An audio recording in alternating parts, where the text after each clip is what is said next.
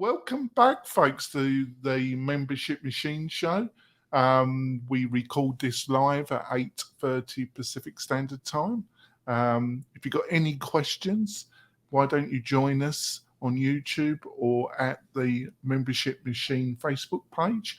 In this episode, we're going to be discussing how to build a multilingual website, multiple languages for your membership website. Should be a fun show. I've got my great co-host with me, Spencer Foreman. He seems quite cheerful today. I got my 8 hours of sleep. You know what I'm saying? Oh, well, we can soon change that. I have the ability, the superpower to upset Spencer instantaneously.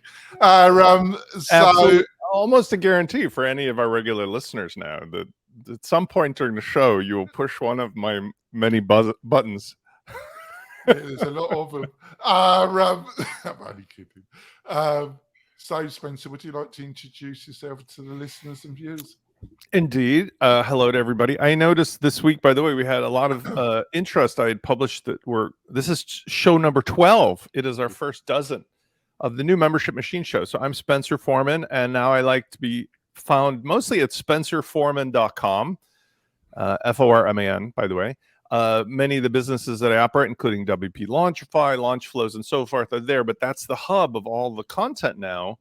And it's made it a lot easier. A lot of people have given me great feedback that, Spence, you've got so much stuff going on. You finally put it into a sort of like 4 legs of a table format. And you can find that at spencerforeman.com or that same name across all the social media. So thanks, everybody. And I hope today, it looks like somebody's starting to drop in. We'll actually get some live show questions like we used to in the past, which would be awesome. We love those. We got somebody from France joining us. There we go. Je ne peux pas dire français. Bonjour. Very impressed. So before we go into some of the best WordPress solutions, if you want to build a multilingual website, Spencer, are there any general points that you think we need to discuss before we go into the general list? I do. This reminds me a lot of our conversation between events and bookings, right? Sounds the same, looks the same, not the same. So translation in WordPress has 2 flavors. One is the end user is translating at the browser level, typically, all of the stuff that they're consuming, or let's just say reading. That is different than stuff that's being translated at the publishing end or the social network interaction end from the people interacting with the site. Why?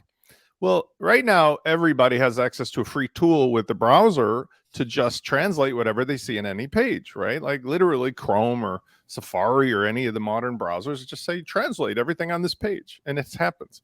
But that's different than actually publishing into the database the native language of something. And so when you're talking about multi-language, we oftentimes, and I in particular, have 2 levels of contact with this topic. One is I actually have been retained by many of these companies in the past for my professional expertise, but my customers, my clients use my services for their multi-language sites. Like, for example, one of them runs a very large, it's called the Auto Warehouse. They run a very large car leasing that has a big English and Spanish speaking audience. So having both of those languages in the database as native content. So as we talk is important. As we talk about how this works, we have to keep that in mind, right? Is it part of your business to have social network where the people will be typing in answers in multiple languages? Will your actual content for SEO be natively in 2, 3, 4 languages? Or do you just need something that the end user can use to translate what they're looking at, including things like, for example, at the WooCommerce level, are you going to be doing multilingual currency, right? I mean, that's actually not what we're covering today, but it's a part of what we could talk about. Okay, so that's the starting point. Otherwise, people are really confused about what we're going on about. I already got a browser extension. Why do I need any of this stuff? Yeah, I think the other thing you've got to decide is, when you utilize one of these plugins, are you going to go down the AI route, or are you going to hire somebody to help you with this, a translator, a physical translator, or you're going to utilize a mixture. If you're going to go down the AI route at the present moment, there's more, but there seems the two dominant players that most of these plugins use a mixture of, or you can choose, is either Google Translate or DeepL. They seem to be the two that the solution that I've got the most experience utilizes DeepL, and I am not an expert in this, but based on my own experience and the research. I know you're surprised, audience. I did some extensive research on this. That DeepL, a lot of people say that DeepL is better than Google Translate. I think you bring up a point, regardless of the actual product you use. One of the things that actually I should have thought of this, so thank you for reminding us. It's important. With any of these multilingual plugins, there are slight variations in dialect that can mean all of the difference. So in my experience in working with clients, they've either had in-house or have had to hire very qualified experts in writing natively in the various dialects. For example, I'm fairly fluent reading and speaking Spanish, but there's a huge difference between the kind of Spanish spoken here in the city of Chicago, maybe Spain. Right. I am somewhat qualified in speaking British. Not really good yet. I kind of can make my way, but if I go south versus north, and the point is that I think somebody should consider with any of these software solutions, there's going to be a need for some human intervention. And whether it's a hired gun, whether it's a freelancer, whether it's in-house, don't just think you could turn it on and it's going to work properly, because, you know, what they say, something in, something out, right? You've got a very international audience, very appropriate. Today, you know why that is because we should tell everybody what happened. Up for show 1 through 11, Jonathan was giving me a link that I was sharing that I wasn't so able to share to my international flavor audience. Today, we agreed that he's going to give me a perpetual link to the show so that everybody can participate live on YouTube. And so I revealed it to my cosmopolitan international audience. So I hope we have a nice result here today of people interacting. Plus, the topic, I think, is useful to a lot of people. I mean, translation is a big deal. We've got Tina from South Africa. There we go. So let's start off, and they're in no specific order. Let's dive in. Let's go with our first one, which I don't have much experience with, and that's Multilanguage by Best Fab Soft. I think I'm pronouncing that correctly. Is it Best Web Soft? Best Web Soft, indeed. So have you got any experience with this, and B, got any comments about it? I think what we should do on this, because there's going to be a lot of overlap. This is going to be very subtle. There is not going to be black and white, clear-cut differences in this particular field between this product and that product. Some of the products we've discussed in the past for the other categories, it was more clean-cut. Here, these are going to be subtle differences. It's going to have a lot to do with the company, as we've discussed. It's going to have the support and the service, because, again, kind of like going to the cereal aisle or the soda pop aisle or the beer aisle or the wine aisle, there may be 500 different things to choose from, not all right and wrong, right? So Best WebSoft has a history of a lot of products. It's a larger company. You will talk about this like with Weglot, similarly. They have a great reputation. It's very clear where they're at. They've got development. I don't have any actual experience with using their product, unlike some of these other ones. So I cannot say in terms of like, I can actually compare it apples and oranges as I will for some of the other ones. But when you look at their plugins and you look at the pricing, you can see that this is sort of an array of other things.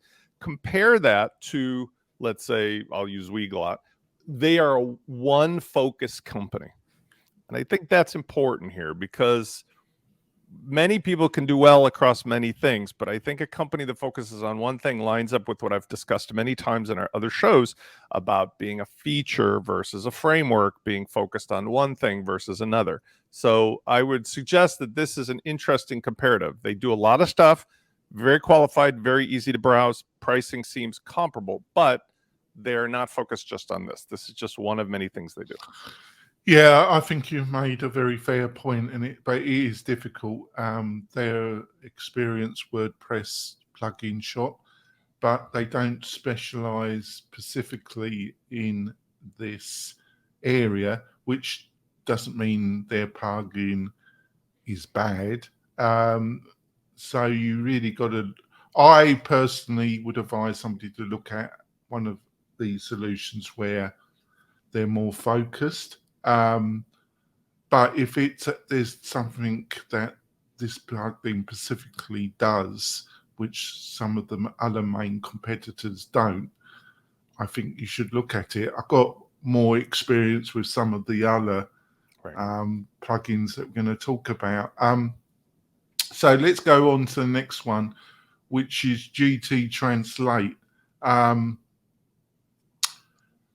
Have in the past had some people utilize this, the free plugin. One of the reasons why this is popular, because they've got a very good free solution, and then they've got a paid solution.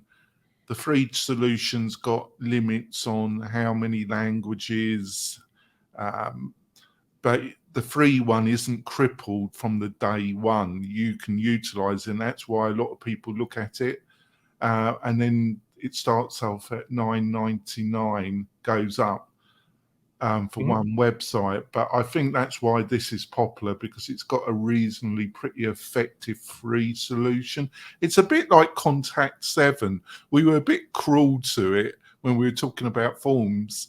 The present developer isn't a bad guy. I had some initial reservations with the initial developer. That was years ago.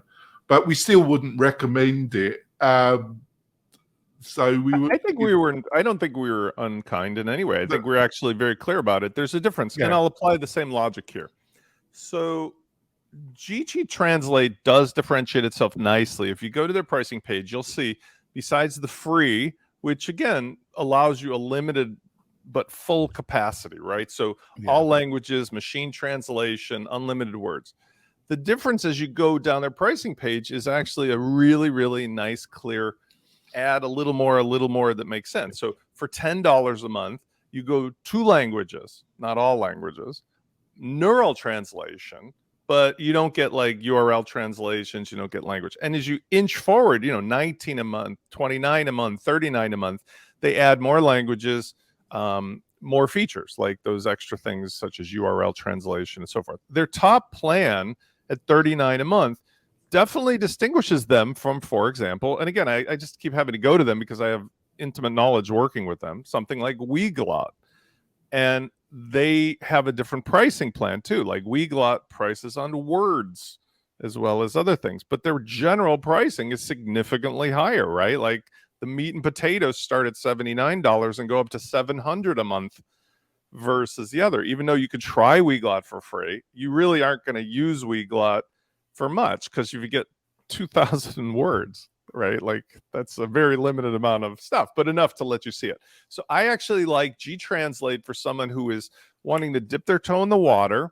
Even if they go to a paid plan, any business that is operating, as I've talked about in other shows, if you're not budgeting at least $300 a month for all of your plugins and your hosting and your services, you're really not being very realistic about your business, right? I mean, sure, it could be a hobby, but any real business is going to need to spend about $3,000, $3,600 a year on just the stuff that you're doing to support the business. And this fits nicely into that pricing model.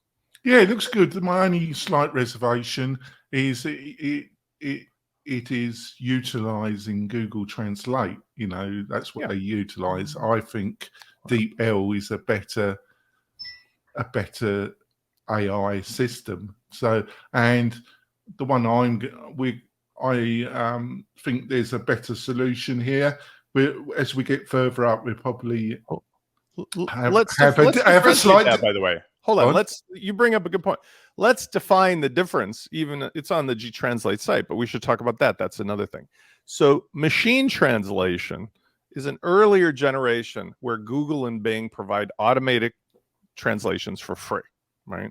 Neural translation is where Google's engine is providing automatic human level neural machine translations, which I think I can translate into.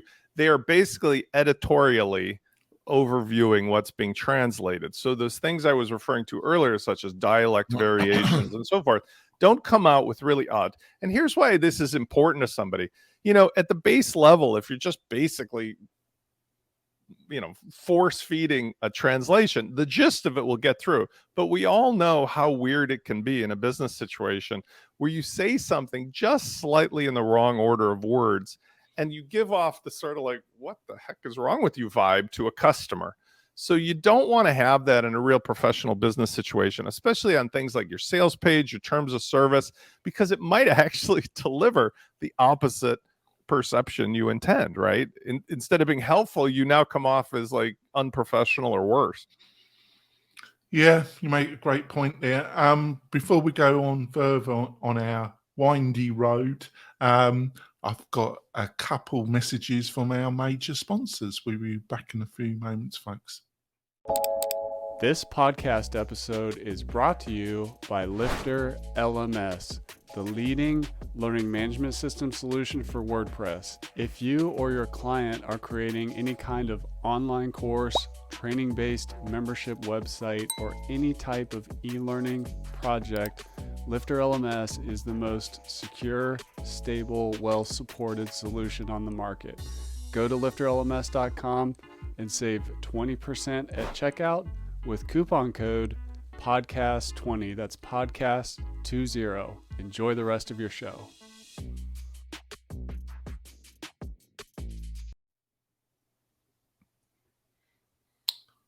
We're coming back. I want to point out one of our other major sponsors, that's Zolo.com. Now, if you're looking for a CRM, a sales-orientated CRM, if you're looking for linking your membership website to a financial package that will work with your bookkeeping, if you got a lot of requirements, have a look at Zolo, because they've got over 50 apps. Almost all their apps have a really great functioning free product, and they are committed to integrate with WordPress in a much higher level in the coming year. But they've also got a really amazing suite of different apps and products. So go over to Zolo.com. So they might even have a language. I don't know. I didn't check that. No, they probably do. So let's go further on. Another one that I haven't got a lot of experience with. That's Multilingual Press.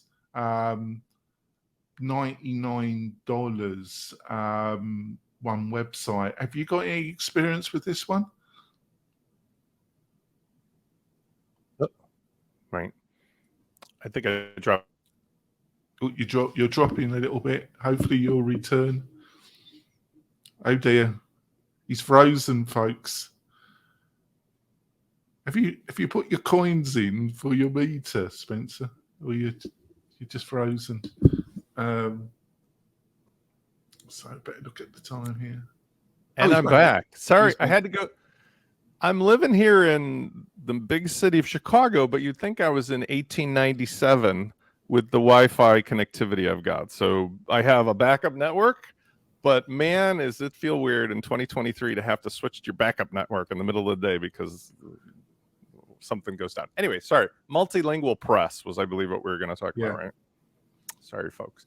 All right. So I think this is an interesting other example. Let's go back to the kind of factors that I look for, assuming that we've got a situation where there's a supermarket aisle full of similar products. The plugin, their team, the support, the refund policies, the what it does as a framework versus whatever. these are really important. And this team actually matches up with everything that I would be looking for, right? So the team itself is well known. They give their origin story. The plugin's been around since 2011. They have a 30-day money-back guarantee that they're very clear about. All of the trust factors are there, right? As far as like whether this could do the job. They sell in multi-language, multi-currencies as well. They have updates. That, you know, everything is on par here. This is just another example where there's the big players, there's the ones that spend a lot of money on marketing and so forth, but this could be a nice sleeper product, right? It's something that I would encourage anybody to go try out because it matches all my own, you know, criterion. As far as the buy now, it's pricey. It's not unreasonable. It's pricey. And it's a weird pricing thing because this one, again, is set up where it's $99 for one site. And then it goes up, of course, to like multi-site of 9 sites for $5.99. It's an odd mix, I will tell you, of how they priced it, simply because in this space where there's going to be translation engines or things at work that are services being used, I would imagine they have to do something about it. But it's odd to just pick which one would be right. Like, do I need 3 sites or 9 sites? That's just a weird mix. Usually it's 1 site, unlimited sites, or something else when it comes to services. But I wouldn't hold that against them. I just think that's an unusual price bracket. Otherwise, I don't, again, I hate to say it, you often pull these out of, I have not actually tested this in real life. And I also, one last thing I want to address is, do they have a free one? Is there a free version of this? I don't know. I'm not getting that from their website. I think you're spot on with it because I haven't, it's focused. The website is great. I've not used it with any clients. It's not been on my radar. But I think its main problem is the competitors and their pricing structure and the way they communicate the plugin on their website. I think there is somebody who's posted. See, this is what's weird. There is somebody who's posted GitHub. Nobody is going to normally use this, but there's like GitHub versions of this. But I don't see, I searched, I don't see any versions that are like a free in the repository. I could be wrong. And if I'm wrong, please somebody type it into the chat or otherwise. Yeah, please. Wait, hold on. I actually take it back. I do see something about it. Hold on. Now I found it. There is a free plugin version in here. It hasn't been tested with the latest 3 versions.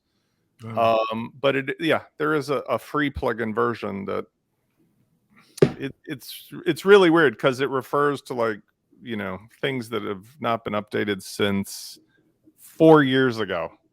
You know, I don't know if I would touch that free part with a 10-foot pole. No, I don't think that would be wise. Right.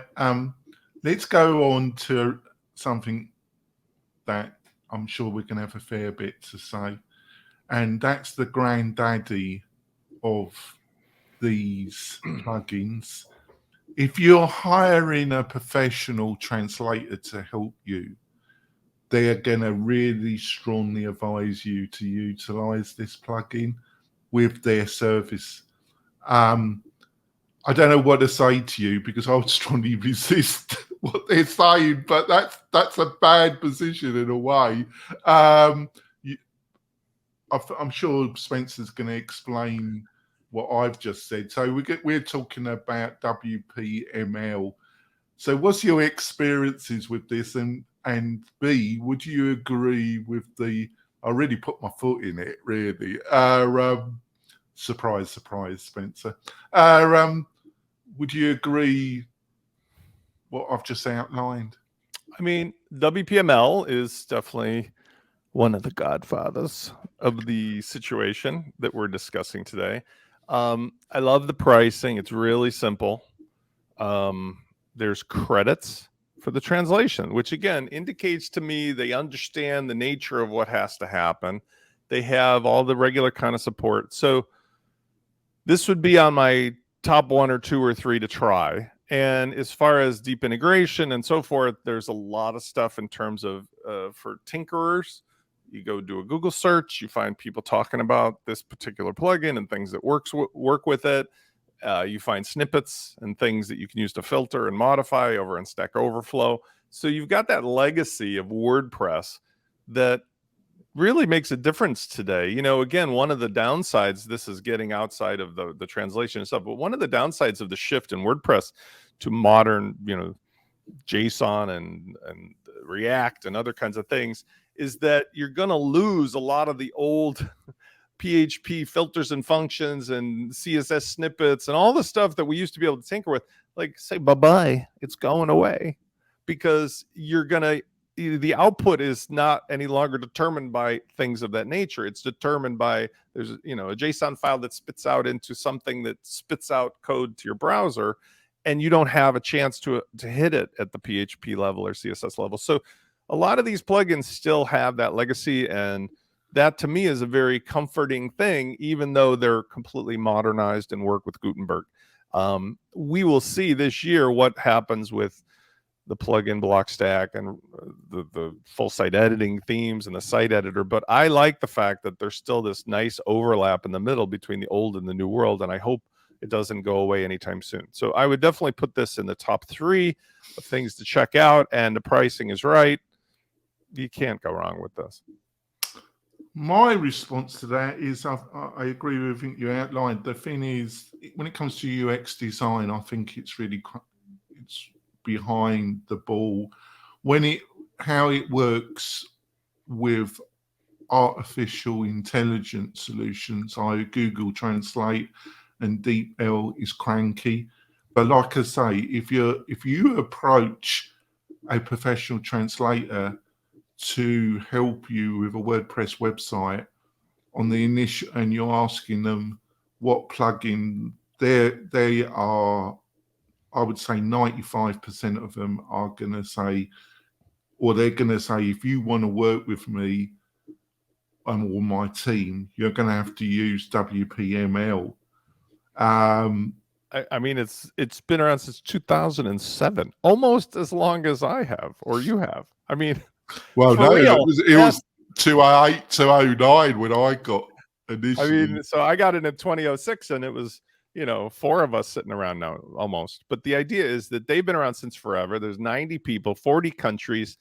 You can't escape the gravity of how big that is and how relevant it is. So long in the tooth would absolutely be my agreement of describing what their interface is like, but that's also a comforting feeling, because a lot of times the gimmicks can get too much. If used appropriately, they're great, but I hearken to like iOS or iPhone type interface stuff. I loved the original skeuomorphic iPhone 1 stuff. Oh, it's a book, I click on it, right? It can go way too far the other direction with a lot of these interfaces with icons and things you got to roll over to see. And it's like, come on, like, I'm 56 already. The fact that there's a menu that has just words, this is the thing that it does, can be actually very comforting to the type of people who are doing this sort of work, which is translation work. It's not sexy. It needs to be accurate.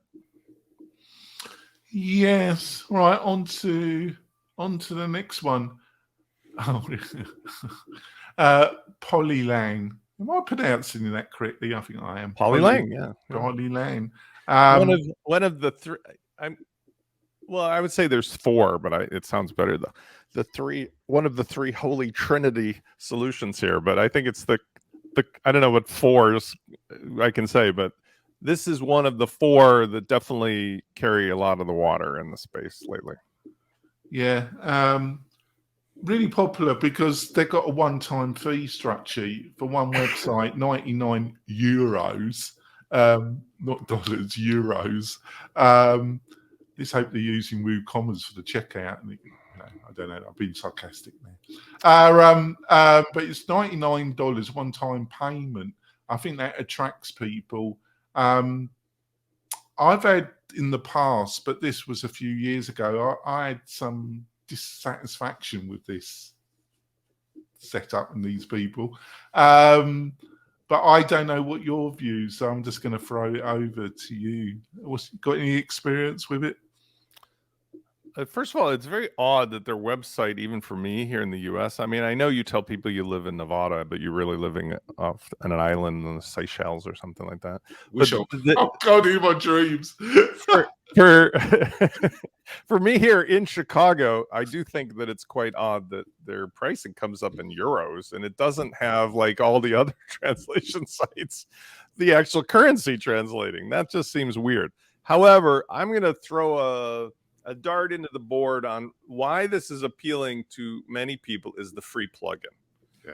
So you go, you're going to see it, you're going to use it, you're going to get hooked on it, and it doesn't quite have the legacy, or personally, it doesn't explain who's the people behind it as maybe WPML, but it does have that exposure through being like functional and there in the free repository.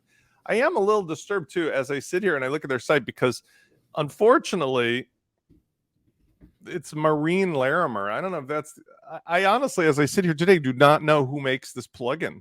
And I'm kind of disturbed by that because I bet I could figure it out. But the fact that they've gotten so far and somebody's still hiding themselves and not showing up on the site bothers me. It bothers me as a marketer, but also as a product reviewer that we discuss this, because it seems ridiculous that anybody who's got a plugin with 500,000 installs would not be like, hey, I'm Spence and I'm the one behind this thing. You know, I got to look it up now.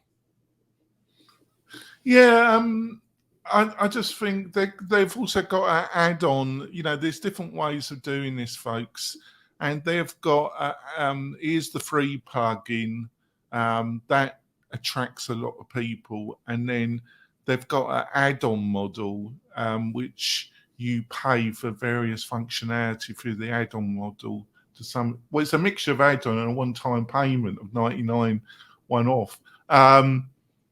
I found the person. His name, this is weird too. Somebody from France named Truby. Truby, where are you, Truby? Well, here's the thing. Like, again, let's think of the comparison. Like we're talking about Contact Form 7. And I just admitted I've been in WordPress since 2006. So I get it that all of us in the early days had, hey, I got a cool little handle and I don't put my picture on stuff. And I know the French have a different view than the British, than the Americans about whether to be up in public.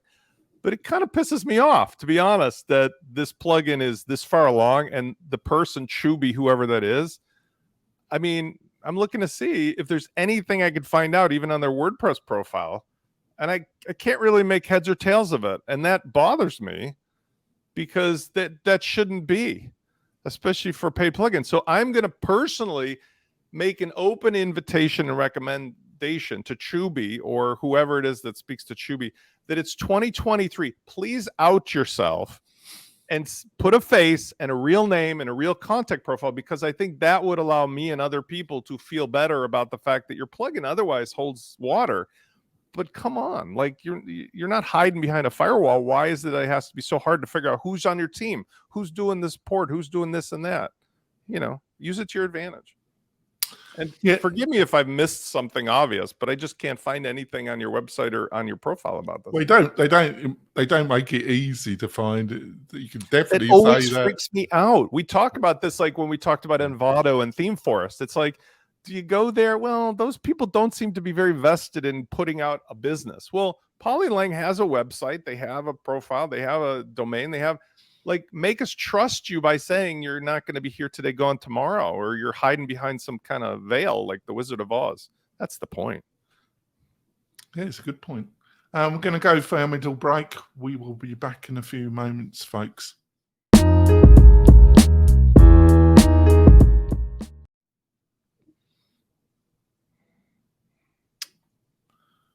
We're coming back.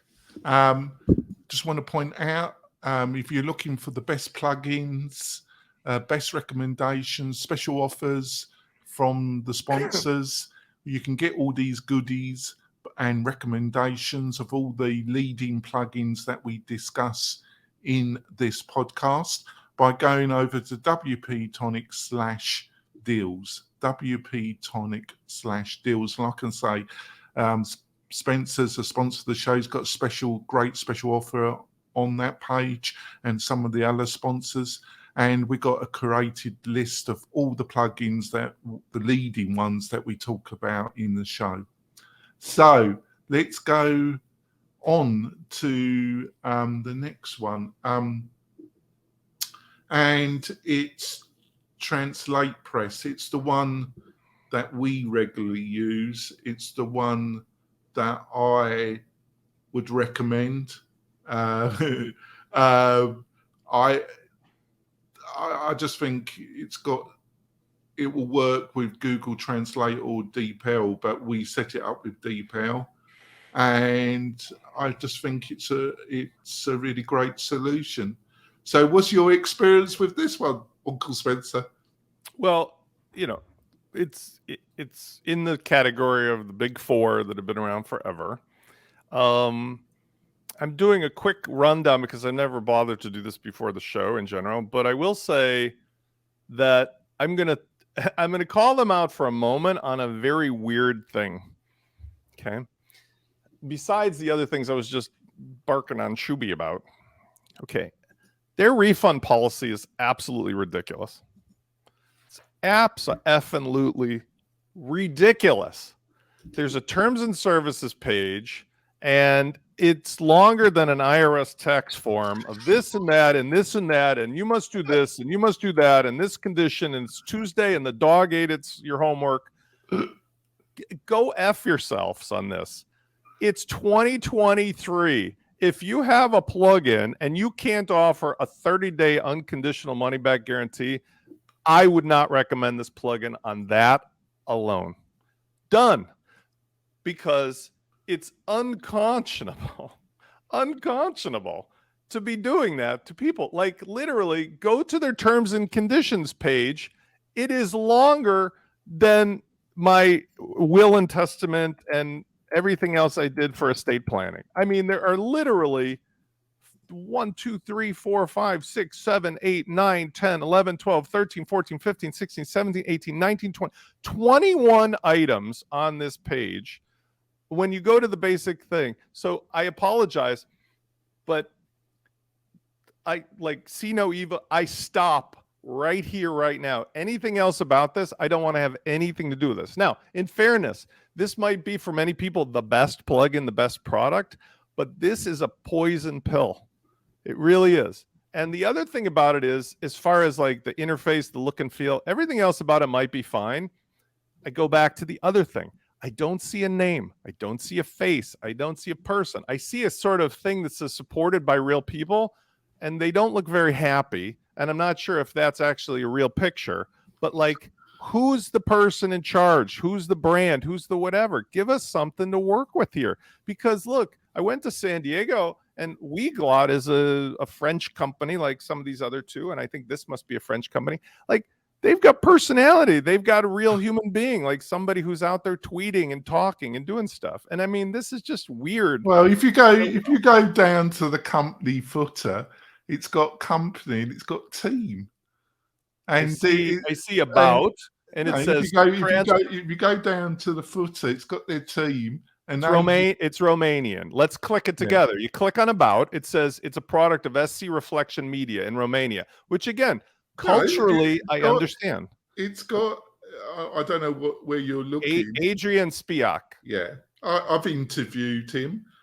His team, he's a very, very generous entrepreneur. And they've got a great team, and they're based in Romania. They need to sort out their terms and conditions. Here's what I would say then.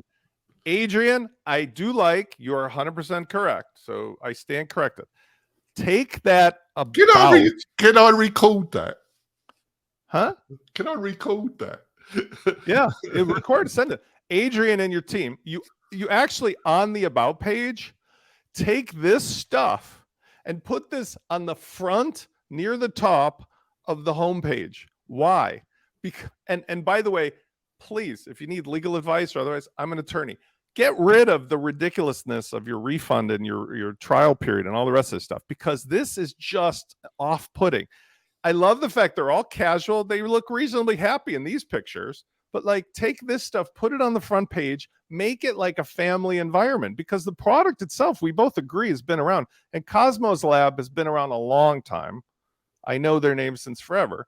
So, make it a human experience, because right now that's not happening. And to me, that's important in a space where there's so many competitors. Marketing and branding and positioning and like making it a safe thing to buy and try. That's really important, isn't it? No, That might be I think you've got a fair criticism there. I wasn't aware of that.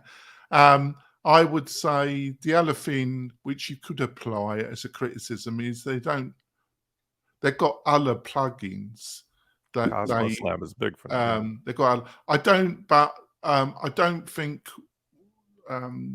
what we said at the start of this journey, which was with Best Websoft, is I don't think they have an outrageous library of other plugins. I think they've got about 4 or 5 plugins. I think about 4. And I think most of their focus is on this particular plugin.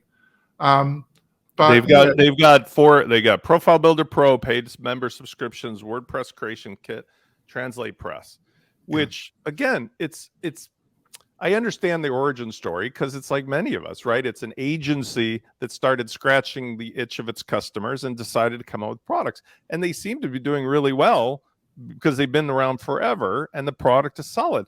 It's just like anything else. Like you don't want to do Coca-Cola where you screw up a classic brand and try to reinvent it and everybody hates it. But you definitely in 2023 have to look and feel and act like a 2023 WordPress company, not like a 2003 WordPress. Right. The other thing I want to point out, folks, is one of its strengths is you can choose either Google Translate or DeepL as the next one up we're going to be discussing. They use a combination. They don't give you the ability to choose which one to utilize. You do have to pay additional fee, but it's a very low fee to buy credits with, and you've got to set up a DeepL account. But one of the real strengths of this plugin is you can just select to utilize DeepL. And like I said previously, I'm not an expert on this, folks, but I'm just basing it on my own experience. DeepL is going to be a better choice than Google Translate. I'm gonna throw in 2 other things on the fire, because I have a feeling, and I welcome it, that the team or whoever's listening to this or hears from you, contact me, because this is an improvement thing. I'm not here to beat on the fact that just to beat on them. They're one of the big 4, but like I'm looking at their homepage now, and I do not understand for the second or third company now why you're offering your products in euro. Why doesn't it just automatically know? You're a translation company. Why doesn't it know I'm in the United States and offer dollars? This makes no sense to me. It's not $18.99. It's 2023.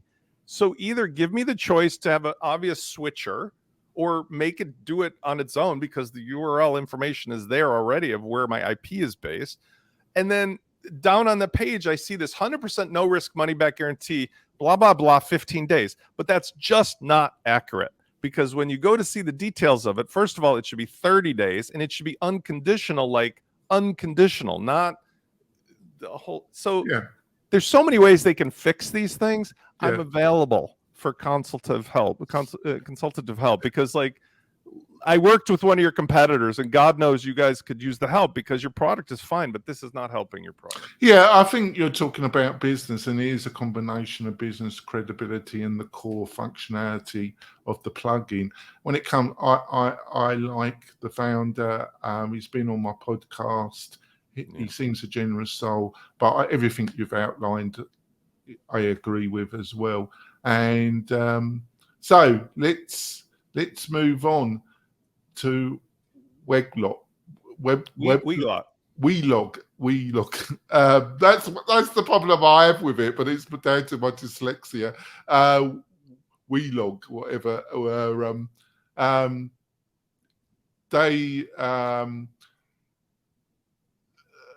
It's more of a, because you have to, with with TranslatePress, you have to go you have to go to the DeepL and set up an account and blah blah blah. They provide that, and it's my knowledge of it. They use Google Translate. They use the Microsoft product as well. They use a combination, and you get so many words and that blah blah blah in the $15 that it starts off with. It's 10,000 words, and it's $15, and that you don't have to set up the DeepL account, and it has, to me, it has a more of a subscription feel to it, and also they don't. The plugin works really well, but they are not solely aimed at the WordPress, because you can use their product on Wix, God help you, or other SaaS-based platforms. It works. I think it works on Shopify, does it not? It's cross-platform. I mean, I have a lot of things to say about these guys because they retain my services. I'm looking at their terms and conditions page right now. No, here's the difference. This is actually a unique product from the other ones, and it's an important distinction. First of all, they did not take $187 million, but they did take more than $50 million. The difference of this product, this service from the other ones is important. It is a hosted solution that is cross-platform. It uses the latest and the greatest tools for accuracy of translation. It's intended for, no, it does. It uses also a layer of auditing and editing and other things. But the biggest difference is they've set up the business in a way that even if you have a WordPress site, the onboarding, and you can try it for free, by the way, and legit free, not like credit card free.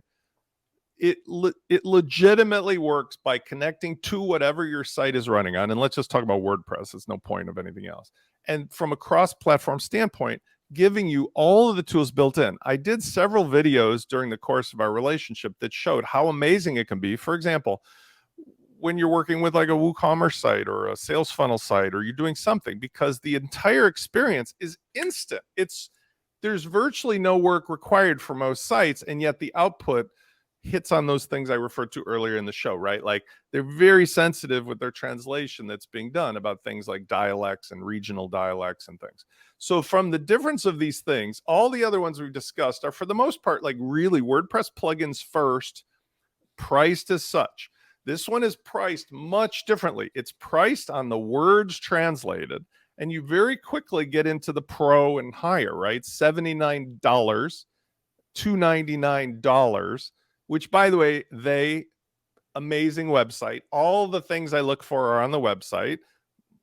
There's the pricing translation. There's monthly versus yearly. There's free, as in free, like use it now, no risk, blah, blah, blah, blah, blah. And all you need to do is install a plugin, put your details into this account. You're in like 3 minutes or less using it. So I would say, of all the ones I pick, and I, of course, have a predisposed bias, but they're not a client of mine at the present time. But I'm predisposed because I had a lot to do with this company, and we interacted for months. And I think this is the future of how these things should work. A plugin is awesome, but a service that's, doing this at a higher level is kind of a little more interesting. I think that's totally fair what you've outlined. I haven't butted in, but my position is slightly different. I think it is a quality service, great modern interface, well funded. They've got this 50 million. They're trying to build a SaaS platform. The plugin really works well. It is a premier solution. The thing is, the only thing I would slightly disagree with you is that I feel. But I do agree with you. TranslatePress should really hire you because it's a great product, but they need to hire somebody like yourself to help them with some things. Is that I feel on the pricing level, it's much better value TranslatePress because you can set up your DeepL account, and it's going to, for the medium, not the starter level, but in the medium level, if you've got a large website or a large WooCommerce, e-commerce or something. But on the other hand, it's very sophisticated, its integration with WooCommerce. So you're going to have, and I'm not an expert like you when it comes to. I mean, it works. It doesn't matter. This is the difference too. Remember at the beginning of the show, I said there's a difference between like using a Chrome browser to translate the end output versus translating at the native level.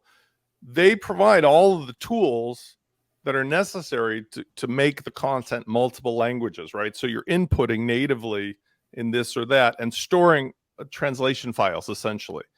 But at the output level, even if you didn't do that, what I'm saying is I feel they win for the extra money on the fact that the output is more likely to not off-put people, even if you haven't customized it, than some of the other ones where it looks and acts. I mean, we're getting in the AI world, so it gets better every day, but it looks and acts in some of the lower price plugin only type things, kind of like Google Translate did it. Whereas with Weglot, I think you'll find even out of the box that the actual translation engine and the stuff that spits out is curated to a higher standard of dialects and other things. So it's just not a black and white answer, but it's like a concierge. If you pulled up to the Four Seasons or, you know, a very high-end hotel, the doorman greets you, opens the door, you come into this beautiful lobby. It's not like you're going to sleep any more or less in the bed. You still get a bed and a room and a bathroom. But compare that to going to the Motel 6. One's functional, one is an experience. And I think for the extra money, Weglot provides a level of conditions and service that they're not being shy about. That's they're going for, you know. Yeah, I think this is, yeah. So I'm going to go through the top four. I think the top four are, and then I'm going to ask you if you've got any comment and if your top four would be different. So I would, if you just want to dabble in this and you've got a smaller website and cost is really important and you're just trying, you want to try it out, about offering a second language, blah, blah, blah, non-profit, whatever, maybe look at Translate, because it's a really good free product. Then you're going to, if you're doing some research and you might, you know, if you're looking to combine it with a translator, they're gonna, most of them are gonna really advise you to look at WPML, and I think it's a granddaddy. It's pretty rock solid. I just think if you're utilizing AI, that the two on the top of our list are probably better choice. But a lot of people are going to disagree with me what I've just outlined. And they might be right. It's just my personal way of looking at this. And then you're going to make your decision. I think TranslatePress are a good value solution with DeepL. But if you're looking for the Rolls Royce, I agree with Spencer, even though I struggle pronouncing maybe their more name. like a Lexus or a mid-level Mercedes sedan, not a Rolls Royce. There's nothing about their pricing that is exceptional. It's just it's appropriate for the level of service, and it's metered to a metric that I feel makes sense. I mean, it makes sense to me to charge per translated word. That actually is a logical thing, you know. Well, DeepL does, but it's just doing it at a cheaper level. Yeah, right, but I'm saying, you know, when you're in the WordPress world and it uses something that, again, is purely automated based on Google or Bing's engine, they're just charging, like, remember, number of sites. The one, it was weird. It was 1 site, 3 sites, 9 sites. That doesn't even make sense versus, like, how about unlimited sites, but you pay by the word translated? You know? I see it very similar to the AI writing tools. Look, Jarvis is a very nice tool. Jarvis works. That's and a they nice charge job. you But by the word, or right? Well, yeah, but they're charging you a top price. There are other AI tools out there, writing tools that I think do equivalent thing, and the market is also splinting into different sectors. But Jarvis, and you got Bertha in the WordPress sector, but Jarvis is a polished product, does the job, and they ask for a slightly premier price for that. Or you're going to see with OpenAI and ChatGPT. Right now, we're on the GPT-3 engine, which Jarvis still, I believe, uses. There's been a big controversy over whether the GPT-4 engine is going to be available anytime soon because it could be the end of humanity. But for the products that we're seeing, including ChatGPT and all the derivatives, WordPress plugins from some of our colleagues and so forth, there's a lot of options available for using GPT-3 for translation and for creative suggestions. But as we talked about, this last month is when the whole ChatGPT blew this thing out into the public.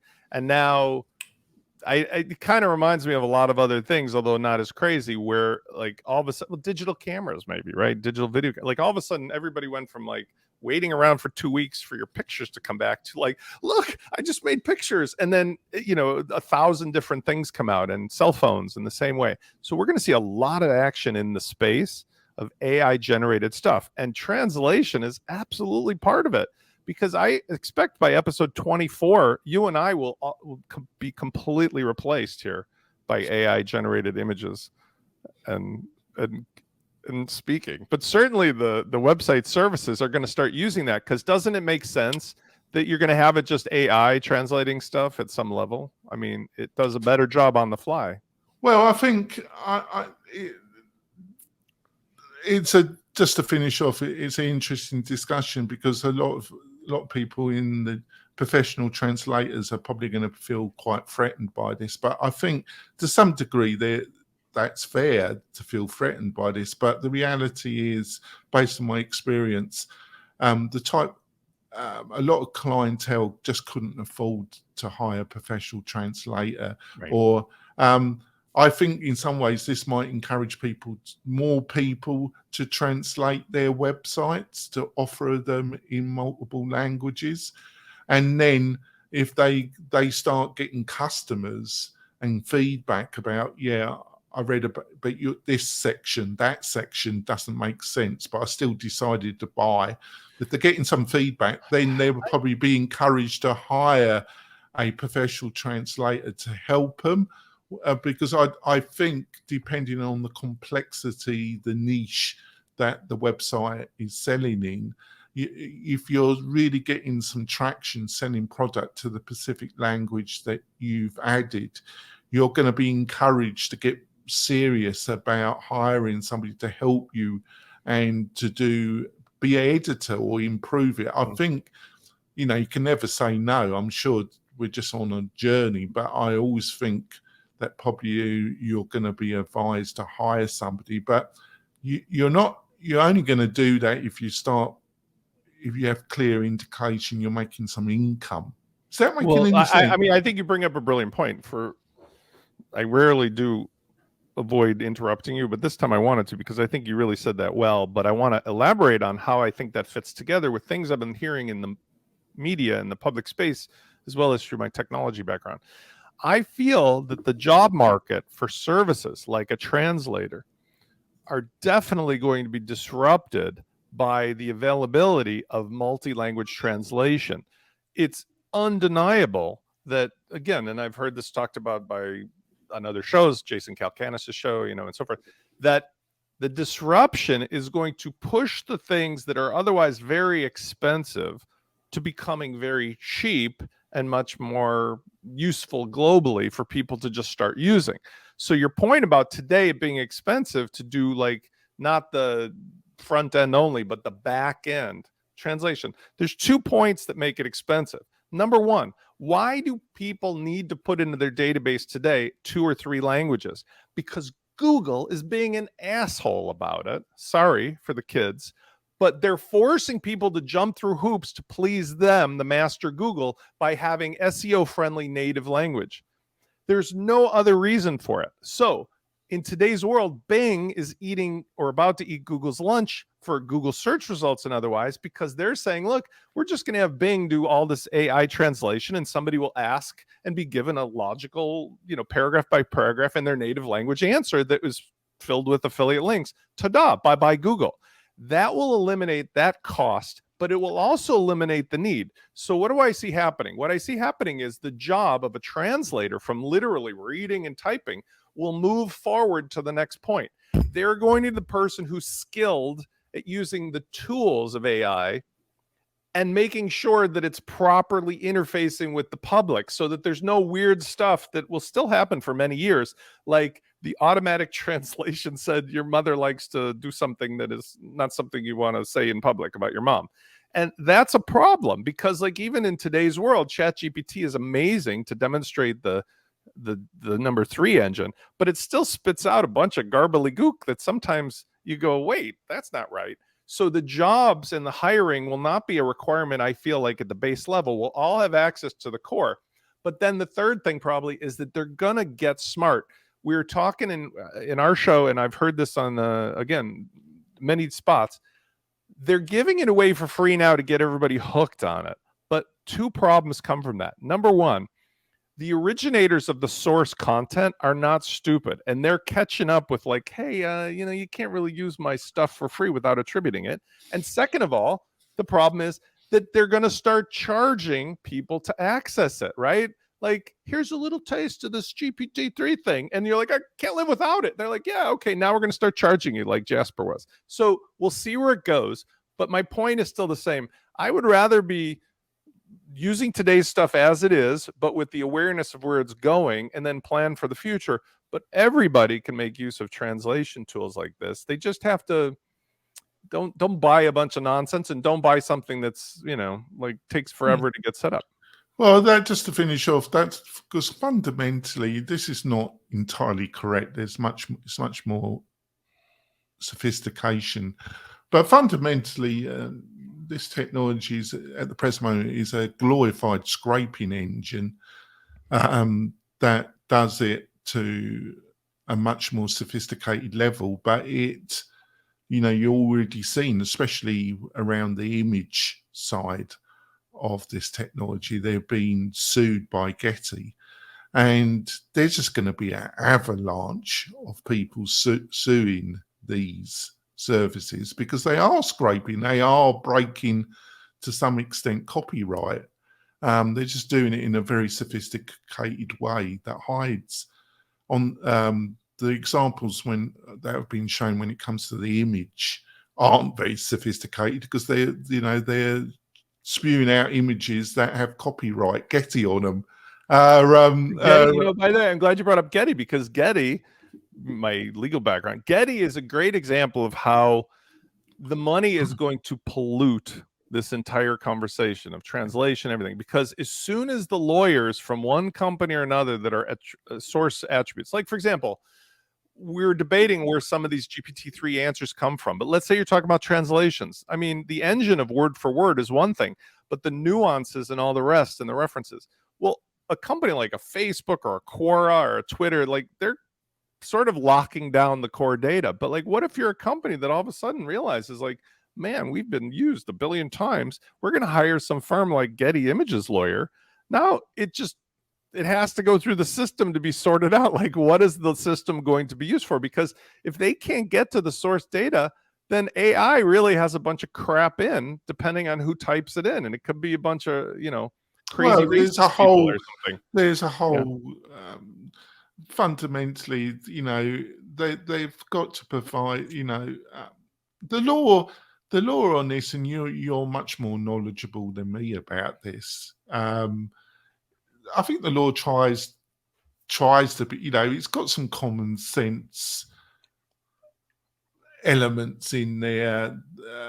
You can utilize so much of a document, a written article, you can a video, a clip. It is, there has to be some grey area there.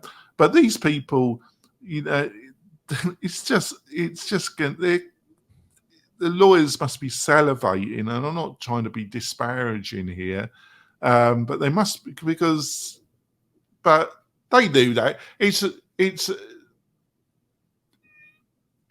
race to make billions, isn't it? And the collateral damage and the lawsuits and all the legal side, they deal with it when it happens. They're on the race to get the gold pot, and they know that in many ways this is it's a bit of a train wreck, and it's going to cause a load of aggro, but they can see the pot of the gold, can't they? I think that's just the way technology progresses. Tina brings up a good point. She asks, do you think content creators are going to put their content behind a paywall?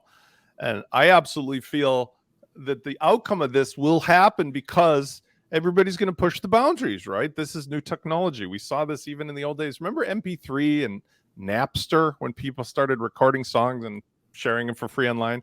What's going to happen, though, is that once these things start to come up in various jurisdictions, and that shouldn't be ignored either, right? The EU versus the United States versus individual countries that aren't in either, there's going to be different ways that craziness comes out. But for whatever the jurisdiction and wherever it may apply, there's going to for sure have to be, and it will happen, a way for content providers to have some kind of an option in or out to either do not index or use my stuff, or sign me up like a YouTube, pay me when this gets viewed or used a certain fractional amount based on whatever. And then there will be an entire industry around that. I mean, just to give you an example, not always, some of it is mind-blowingly well written, but other times I've utilized these, and it's got an attraction to me because I have dyslexia, and I utilize these to help me.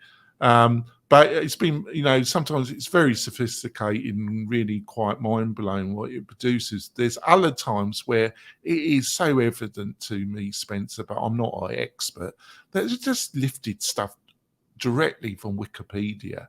Yeah. It's just lifted straight from, because I think it's one of the major open source platforms that they scrape. And it's not always, it's a real mixed bag, but some of it is just obvious to me. They just scraped it straight off Wikipedia.